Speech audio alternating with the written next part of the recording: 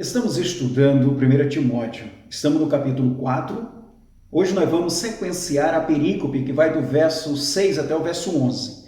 Como nós já estudamos os versículos 6 e 7, hoje nós vamos estudar do versículo 8 até o versículo 11. A leitura do versículo 8 diz assim: Pois o exercício físico para pouco é proveitoso, mas a piedade para tudo é proveitosa, porque tem a promessa da vida que agora é e da que há de ser. Amados, lembremos que no estudo passado nós vimos que o apóstolo Paulo diz que Timóteo tem que ser o bom ministro de Jesus Cristo. E para ser um bom ministro de Jesus Cristo, ele deveria prezar por algumas matizes bíblicas, entre elas, expor a palavra com propriedade. E expor a palavra com propriedade requer-se dos ministros que se debrucem as Escrituras para compreender as verdades escriturísticas. E isso leva tempo de exegese, hermenêutica, pesquisas, epistemologia da palavra e assim sucessivamente. Por isso, o jovem pastor Timóteo deveria alimentar a igreja com a palavra da fé, que é a boa doutrina. Vimos então que o crescimento da igreja de maneira quantitativa e qualitativa só se dá por uma boa oratória, porque a palavra de Deus ela é suficiente para dar crescimento. Agora, no versículo 8, Paulo continua sequenciando aqui, ele diz, pois o exercício físico para pouco é proveitoso. Vamos compreender essa expressão. O exercício físico para pouco é proveitoso. Paulo não está dizendo que não tenha proveito, ele está dizendo que é pouco comparado-se com o que ele vai já falar aqui na frente. Ou seja, amados, recordemos que nós estamos tratando de uma carta pastoral para uma igreja que vive numa realidade grega, onde os gregos dão ênfase acentuada à questão do corpo, da anatomia. Eles prezavam muito pela questão da anatomia. Agora, é claro que Paulo, nessa expressão, ele é muito mais abrangente. O que Paulo está dizendo aqui, que não só o exercício físico, mas qualquer segmento dentro do âmbito horizontal, essas questões são temporárias. Nós vamos usufruir do trabalho, do exercício físico e assim qualquer outra coisa, mas de maneira temporária, isso é passageiro. Logo então, Paulo vai dizer que o exercício físico é para pouco proveito. Essas coisas têm pouco proveito comparado à piedade. Quando nós medimos a equivalência das coisas materiais e a piedade, nós vamos ver que os valores são diferentes, onde a piedade sobressai. Então, podemos orientar os irmãos a cuidar do seu físico, ir para uma academia. É importante cuidar da sua saúde mental, da sua saúde física. Isso é importante. Agora, esse tipo de comportamento não pode perpassar a responsabilidade cristã no que diz respeito ao exercício da piedade.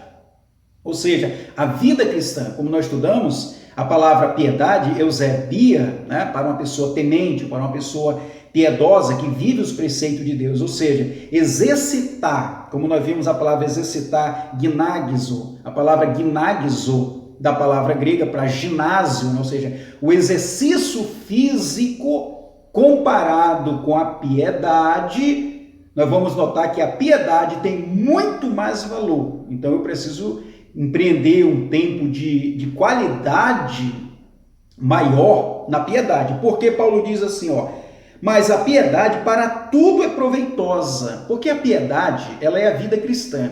A vida cristã, ela te poda para termos ética, sermos corteis, nos vestir bem, nos comportar moralmente. Então, a vida cristã, ela perpassa todo o composto do homem como um ser social, ético, moral e assim sucessivamente. E ainda mais diz que a piedade, mas a piedade para tudo é proveitosa, porque tem a promessa da vida que agora é, ou seja, a palavra de Deus, ela te orquestra para ser um bom cidadão, pessoa cortês, só recapitulando, tem uma boa ética, e também a vida que há de vir. Qual é a vida que há de vir, gente? Amados, não é o porvir? A glória eterna? Então veja, quando nós aqui paramos o exercício físico, que não é só um exercício físico, mas Paulo está se referindo àquilo que é material, é temporário. O exercício físico é pouco proveitoso, mas a piedade, a vida cristã, essa vida de devoção, de eusebia, né? Essa piedade de devoção, ela é para tudo, ela é eficiente. Como ele usa aqui a palavra para tudo, ela é proveitosa, porque ela nos leva ao reino eterno, a morada no céu, viver para aquele reino que ainda está vindo. Então, Timóteo orienta a igreja que pode se esmerar para fazer o trabalho, tudo aquilo que é dentro da vida material, mas o exercício da piedade é muito mais preciosa. Vamos aí para o versículo 9. Fiel é a palavra e digna de inteira aceitação. Com essa expressão, Paulo está dizendo que esse tipo de ensino, esse tipo de prática deve ser obedecida por toda a igreja. É um dever que deve ser praticado por todos os crentes. Todo crente, em qualquer geração, em qualquer época, tem que entender. As coisas materiais são pouco proveitosas. Nós vamos usufruir somente nessa terra. Seja trabalho, seja estudo, seja conquistas materiais. Mas o exercício da piedade, não. O exercício da piedade é para a vida que nós temos agora e a vida que nós vamos ter quando estivermos glorificados lá no céu. Então, esse tipo de informação, de ensino, ele é para todos os fiéis. Por isso a expressão aqui do versículo 9, fiel é a palavra. E digna de tudo, ou seja, esse ensino é importantíssimo ser levado para toda a igreja. E Timóteo deveria orientar os fiéis desta igreja concernente a este assunto. Isso faz parte do bom ministro de Cristo.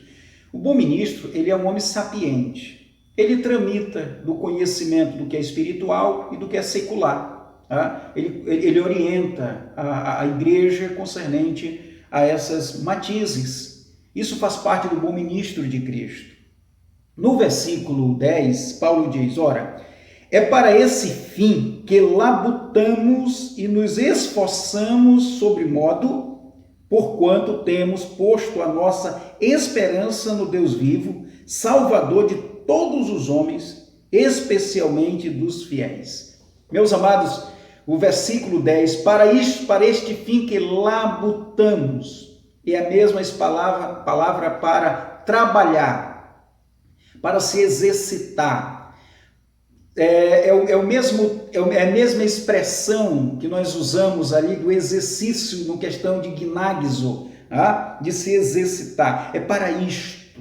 É por isso que você vai à igreja, você lê a Bíblia, você ouve os estudos bíblicos, você é orientado. Para este fim é que labutamos e nos esforçamos sobremaneira, ou seja, nós empreendemos um tempo de qualidade maior no exercício da piedade, porque ela nos norteia tanto aqui nas coisas materiais, como na vida por vir, nós vamos usufruir de um bem-estar. Porquanto temos posto a nossa esperança no Deus vivo. Ou seja, o que vai reger toda a ação do homem, toda a motivação, aqui é chamada de uma virilidade cristã, o que te leva a orar, o que te leva a ir à igreja, o que te leva a ser fiel, o que te leva a se esmerar, o que leva o pastor a orar, o que leva o pastor a fazer o trabalho bem feito, o que leva os seus ouvintes a buscar é a esperança que nós temos em Jesus Cristo, a confiança que nós temos em Jesus Cristo. Salvador de todos os homens. Irmãos, a palavra todos aqui, como nós estamos estudando desde o começo, todos aqui é gentios e judeus.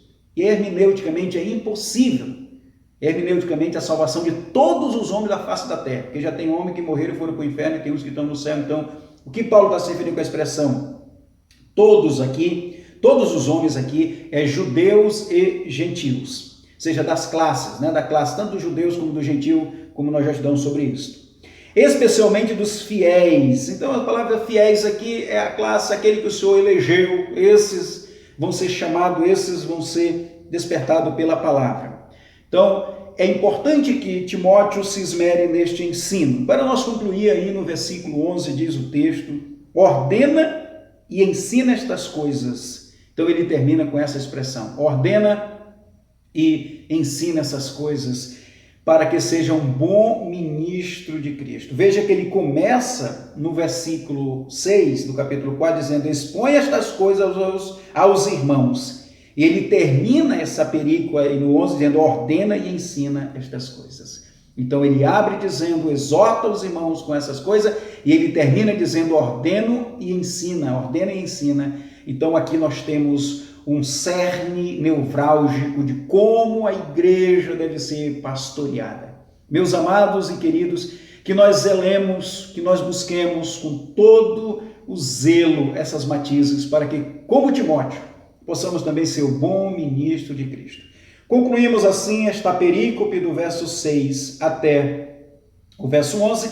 No próximo estudo, nós vamos estudar do versículo 12 até o 16. Quero aqui reforçar novamente, tem sido bênçãos para você os estudos bíblicos? Então compartilhe o canal para que outras pessoas também possam ser abençoadas com os estudos. Eu quero agradecer a todos que já estão inscritos no canal e se você sentiu o desejo de compartilhar, eu agradeço. Fique com Deus e até a próxima, em nome de Jesus.